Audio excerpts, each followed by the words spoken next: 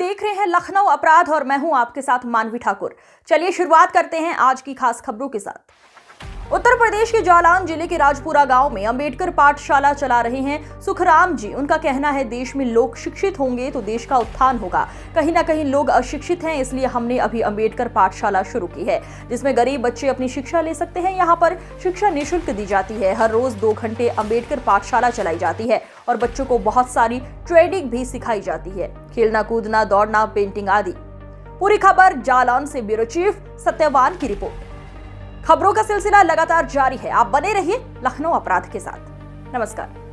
लखनऊ अपराध समाचार चैनल में आपका स्वागत है और मेरा नाम है सत्यवान और आप देख रहे हैं लखनऊ अपराध समाचार चैनल।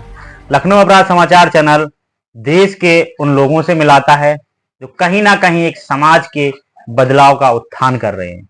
आज हमारे साथ सुखराम जी हैं जो अभी एक नई पाठशाला शुरू की है जिसका नाम है भीम पाठशाला।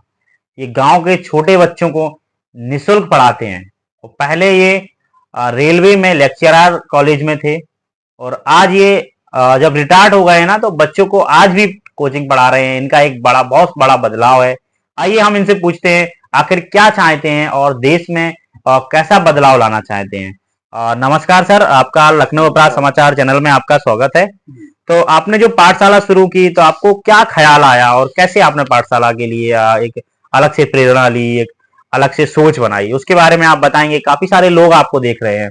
मैं ये सोच करके पाठशाला बनाई कि मैंने अपने जीवन में पहले 2 इंटर कॉलेज खोले हैं जी, जो अभी वर्तमान में एक इंटर कॉलेज जालौन में चल रहा है, डॉक्टर अम्बेडकर इंटर कॉलेज जी, और दूसरा खतौली में चल रहा है जी, इंटर कॉलेज जो गौतम बुद्ध नाम से खोला था। जी, अब मैं रेलवे में लेक्चरर पद से रिटायर्ड हुआ। जी, मैंने अपने जीवन में बाबा साहब को जो है धारण कर लिया और बाबा साहब के मतलब चरणों की मतलब धूल के बराबर नहीं हूँ, लेकिन मैंने उनके मिशन को आगे बढ़ाने के लिए कसम खाई है जी, कि अब हमने ये देखा है कि हमारे युवा लोग जो है ठीक से काम नहीं कर रहे हैं, तो हमने छोटे बच्चों को, मासूम बच्चों को भीम पाठशाला खोल के उनको शिक्षा देना शुरू किया है। जी, मैंने कहा बूढ़े पेड़ को सींचने से क्या फायदा है, जी, वो तो बिल्कुल। पेड़ सूख जाएगा। जी, इसलिए मैंने नए पौध को तैयार किया है और ये हमारे अम्बेडकर मिशन को शायद सफल बनाएंगे।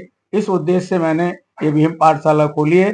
अबे हमारे पास जो है कम से कम 25 बच्चे आते हैं और वो जो है भीम जी की प्रार्थना करते हैं, तथागत गौतम बुद्ध की प्रार्थना करते हैं और उनको मैं उनके उपयुक्त तो सारे विषय पढ़ाता हूँ। हिंदी है, गणित है, अंग्रेजी है, सारे विषय उनको पढ़ाता हूँ। तो ये इस आपका कुछ फीस वगैरह लेते हैं या फिर निःशुल्क पढ़ाते हैं? नहीं, इन बच्चों से हम कोई शुल्क नहीं लेते हैं, कोई फीस नहीं लेते। इन बच्चों को जो है हम निःशुल्क पढ़ाते हैं और इनके माँ बाप को भी कह दिया है कि आप किसी प्रकार का हमें शुल्क नहीं देना, बल्कि हम इनको जो है ऐसी शिक्षा देते हैं।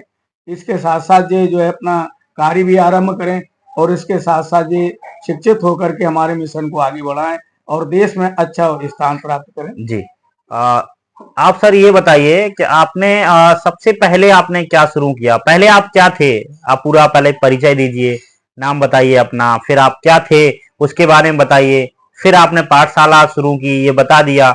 फिर आप लोगों में क्या चाहते हैं, कैसे बदलाव हो, तो पहले उस पर बात करेंगे कि आप पहले क्या थे।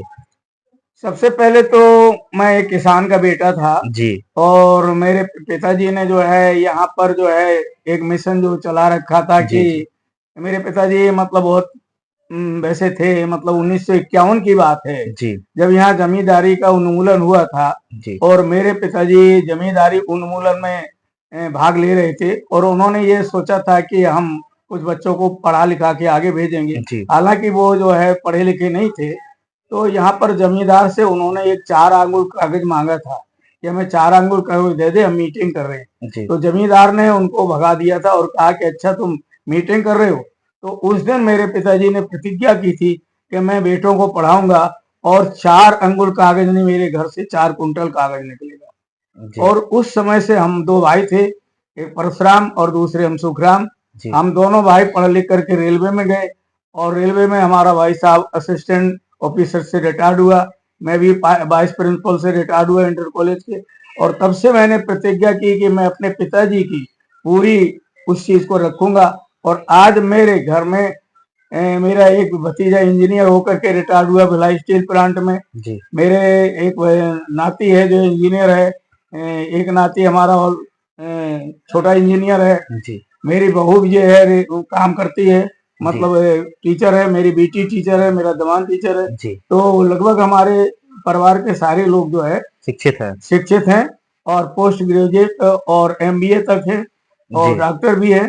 तो हमने ये सोचा है कि हम अपने परिवार को तो बढ़ा रहे, तो समाज में कोई आदमी अंगूठा छाप नहीं रहना चाहिए। ये जहां तक मेरी पहुंच होगी, मैंने ये प्रतिज्ञा की है कि हर घर में 4 अंगुल कागज नहीं बल्कि 4 कुंटल कागज होना चाहिए। ये हमारी प्रतिज्ञा चल रही और इसलिए मैंने छोटे बच्चों से फिर से पढ़ाना शुरू किया है कि मेरी अभी उम्र जो है 76 साल हो रही है जी लेकिन मैं अंतिम सांस तक जो है बच्चों को पढ़ाऊंगा और इस देश में उन्नति करके उनको ऊपर से ऊपर ले जाऊंगा। जी। ये एक बहुत बड़ी उम्र होने के बाद भी एक समाज का वो जज्बा, समाज में एक बदलाव लाने का वो जज्बा दादा के साथ देखने को मिल रहा है, सर के साथ देखने को मिल रहा है। ऐसा ही मैं सोच रहा हूं कि ऐसे ही अगर हर व्यक्ति सोचेगा तो कोई भी समाज में अशिक्षित नहीं होगा, कोई भी शिक्षा से वंचित नहीं होगा। तो अब जो आपने 76 साल आपकी उम्र हो गई है, इतनी सारी उम्र में लोगों का स्वास्थ्य अच्छा नहीं रहता है, लोग स्वास्थ्य से गड़बड़ा जाते हैं, तो वो समाज को कहीं ना कहीं छोड़ देते हैं। आपके मन में क्या ख्याल है, लोगों को कैसा होना चाहिए? हमारे देश में सरकारें जो काम कर रही हैं, क्या सही कर रही हैं या गलत कर रही हैं, उसके बारे में भी थोड़ा बताइए। देखिए, हमारे देश में जो है सरकारें तो काम सही नहीं कर रही हैं। जी वो ये भी शिक्षित करते हैं कि भाई आप संविधान को पढ़िए, संविधान के हिसाब से चलिए, अपने अधिकारों को संविधान के हिसाब से मांगिए और अपने कर्तव्य का पालन करिए। सबसे बड़ी जो है बाबा साहब ने बात कही थी कि शिक्षा शेरनी का दूध है, जो पिएगा वो दहाड़ेगा। जी तो हमारे अंदर जो मानसिक कुटिलता आ रही लोगों के साथ, बहुत मतलब जो है शराब पीने की और ये इस तरह से घिनौनी आते होती हैं, ये बातें जो है इनको छोड़ करके हम इनके समाज के उत्थान की बात बार बार करते हैं। और इस हिसाब से मैंने मतलब अपने कार्य किए हैं और आज भी जिस जगह मैं जाता हूँ तो संविधान दिवस मनाने की और जितने भी हमारी तिथियां हैं डॉक्टर अम्बेडकर से और गौतम बुद्ध से संबंधित, वो सारी जयंतियां और तिथियों को मैं मनाता हूँ और गांव-गांव जाकर के इसका प्रचार कर रहा हूँ। मेरी डॉक्टर अम्बेडकर शिक्षा और प्रसार समिति है, इसका मैं प्रबंधक हूँ, जो वर्तमान में राजपुरा में ये काम कर रही है। जी और दूसरी कई समितियों का मैं जैसे बदनपुरा में समिति है, उसका मैं प्रेसिडेंट हूँ। जी और एक हमारा बौद्ध विहार जो पड़कोला में चलता है, उसका मैं कानून मंत्री हूँ। इस तरह से अलग अलग समितियों के अलग अलग पद पर भी मैं काम करता हूँ और गरीब लड़कियों के विवाह शादी का भी जो है वो कार्यक्रम करता हूँ। जी इस तरह से समाज में पूरा लिप्त होकर के समाज में पूरे उत्थान की हम अंतिम सांस तक की हमने जो सौगंध खाई उसको पूरा करते हैं। जी और लोगों से भी मैं ये कहता हूँ कि भाई घर को छोड़िए, और बाबा साहब ने अपने घर को छोड़ करके इस देश को बहुत कुछ दिया, संविधान दिया। तो हम भी चाहते हैं कि जब तक हम बने तब तक कम से कम हम हर घर में एक डॉक्टर अम्बेडकर पैदा कर सकें। ये हमारी जिज्ञासा। बहुत बड़ा संदेशा दे रहे हैं, एक बहुत बड़ी कल्पना कर रहे हैं, बहुत बड़ी बात बोल रहे हैं।